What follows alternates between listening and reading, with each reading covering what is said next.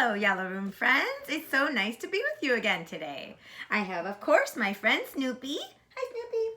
And I have Sky. Hi, Sky. How are you? They're ready to sing the hello song with you. You ready? Here we go. Hello, hello, hello, and how are you? I'm fine, and I hope that you are too. En español, hola, hola, hola, ¿y cómo estás?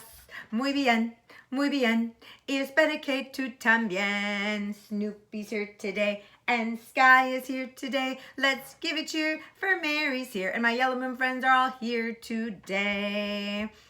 Okay, guys, I hope you're having fun with your families and doing some great things outside when you can. Today, I thought we would start with an art project. I've been having fun at my house doing all kinds of art. I wanted to show you what I made.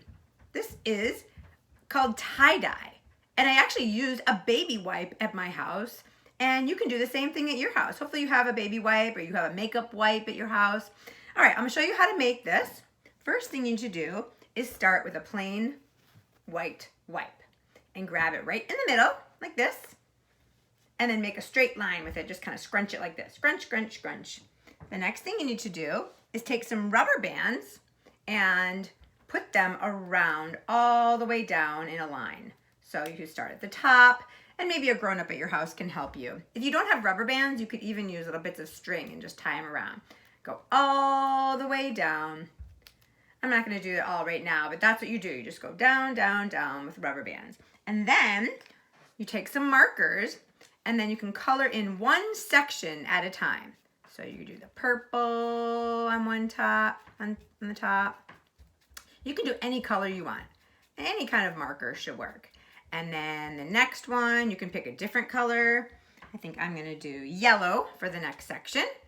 And then yellow, yellow, yellow, yellow, all the way around. It'll look more beautiful if you do different colors instead of leaving it all white. So I'm adding some yellow here. And then I found a green marker. And I'm going to do it down here. And you can put rubber bands all the way down so you can have lots of little sections to color in. And then after you're all done with your marker, you can take the rubber bands off like this. Take that one off. Take that one off. You can cut them off. You can pull them off with your fingers. And then when you open it up, you'll have a cool design. So you can see there's a lot of white left on mine because I didn't do it all the way down. But when you do it at home, you can add lots of markers on yours. And then you'll have your tie-dye wipe. You can hang it up in a window. You can make a whole row of them and put them on a string if you want and hang them up like a little banner. So that was the art project. I thought that would be fun today. Okay, the next thing we're going to do is we're going to be scientists. I thought it'd be fun to do a chemical reaction. Can you say that? Chemical reaction. So I found some things in my kitchen today. I'm going to use a cookie tray just so I don't spill things on the floor. So first I'm going to put a plain jar right in the middle. The two things I found are some baking soda and some vinegar that I put into a cup. A vinegar has kind of a strong smell. You can use vinegar to make pickle juice, and that's kind of a strong smell that you might be used to smelling. Baking soda is something that you use when you're baking to make it get all nice and fluffy. If you're making muffins that kind of get puffed up, you know, we've made in class different muffins. You mix up the batter and we put it in the muffin tins, and then as it bakes, it gets bigger. So I wonder how the muffins use the baking soda and sometimes even vinegar to get fluffy. It's air bubbles that are created by combining these two things, and it goes shoo. So I thought it'd be fun to be a scientist and make a chemical reaction. I'm hoping that you have baking soda and vinegar at your house because this is a fun thing to do. You can watch with your eyes, and you can even listen with your ears, and you can smell because the vinegar, has a very strong smell. Okay, so the first thing I'm going to do is open up the baking soda and take a little spoon of it and put it right into my jar. Okay, do you hear anything? I don't hear anything yet. Okay, and then I'm going to take my vinegar, get ready, and pour it in the jar. Now you can do this at home too. Here we go. Do you see it? Do you hear it? It's getting all fizzy. This is is a fun thing to experiment with. You can be a scientist at home too. Wow, okay, it's starting to get quieter. Let's see if we add a little more baking soda, if we can make that sound again and watch it fizz. Here we go. I think I'll add a little more vinegar too. Here we go. It's getting all bubbly. Do you hear the fizz? So that is how we made a chemical reaction with baking soda and vinegar. I thought that'd be a fun thing to do at your house too. And you could even experiment what would happen if you put baking soda and water. You could see if the same thing happens. I don't know. You'll have to try and experiment at home. That's what scientists do. They try different things and combine different things and see what happens. Okay, now, another thing that I was going to do is sing one of our favorite songs, If You're Happy and You Know It. Should we sing that? You guys ready to sing? Yep, they've been very patiently waiting for some songs. Okay, if you're happy and you know it, clap your hands. If you're happy and you know it, clap your hands. If you're happy and you know it, and your face will surely show it. If you're happy and you know it, clap your hands. If you're happy and you know it, tickle your tummy. Tickle, tickle, tickle. If you're happy and you know it, tickle your tummy. Tickle, tickle, tickle. If you're happy and you know it, and your face will surely show it. If you're happy and you know it, tickle your tummy. Tickle, tickle, tickle. Tickle, tickle, tickle.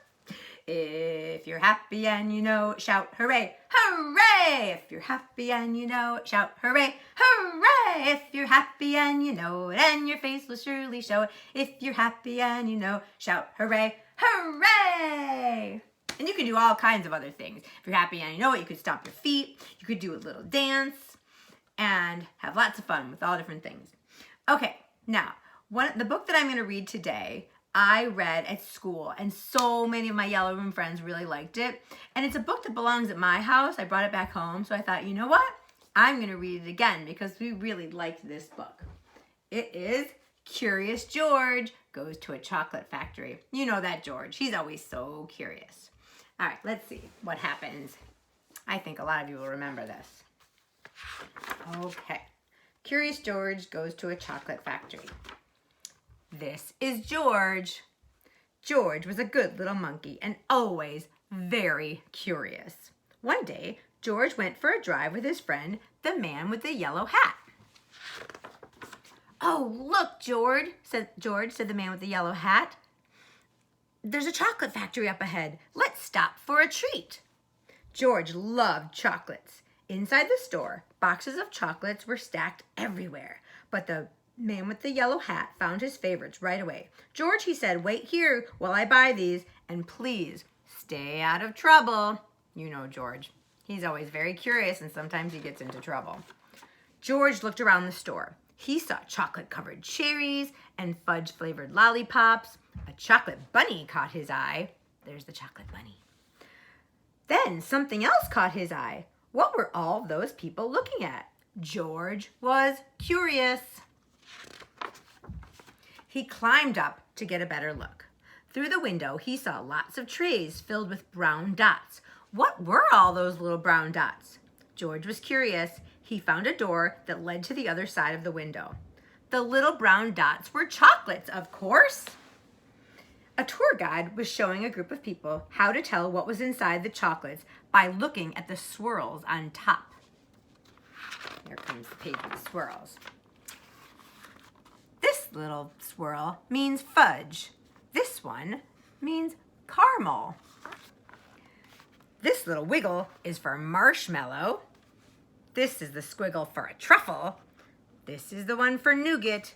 This sideways swirl is for orange fluff, and this one is for George's favorite, banana cream. George followed the tour group until they came to a balcony overlooking a room where the chocolates were made. Down below, busy workers picked the candy off the machines and put them into boxes. These were the machines that made the chocolates with the swirls on top. The chocolates came out of the machines on long belts.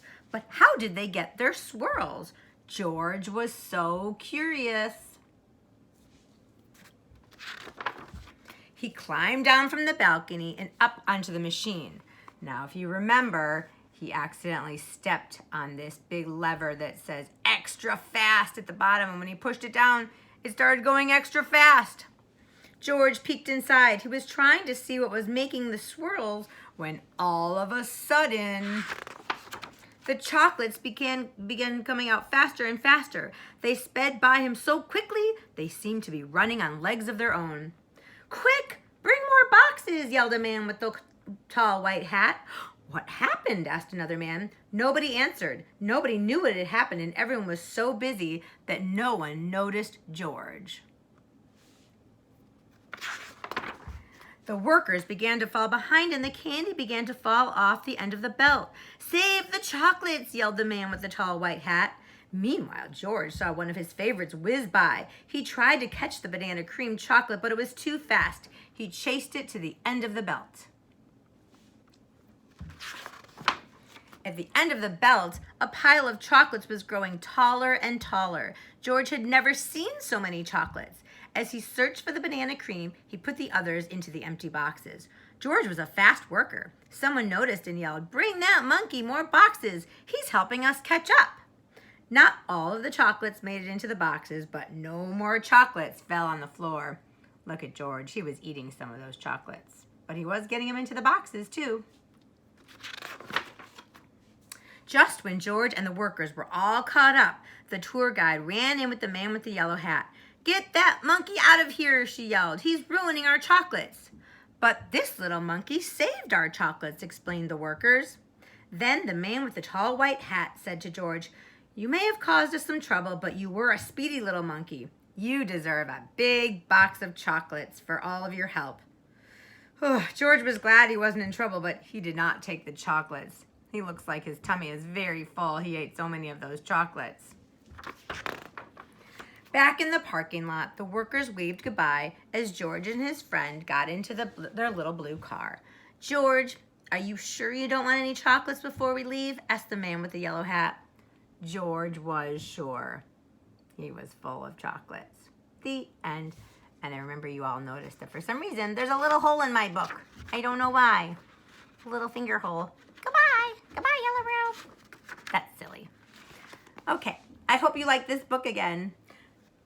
I think it's going to be time to sing our goodbye song. I think my friends want to come sit in my lap for the goodbye song. Come on, guys. There's Snoopy and Sky. Bye, guys. Bye. Bye, Yellow Room. All right, you ready? Goodbye, Sky. Goodbye, Snoopy. Goodbye, Mary. And goodbye, Yellow Room friends. We hope you had a happy time, a happy time, happy time. We hope you had a happy time. I had a great time too. All right, guys, we'll see you next time. Adios. Bye. Love you.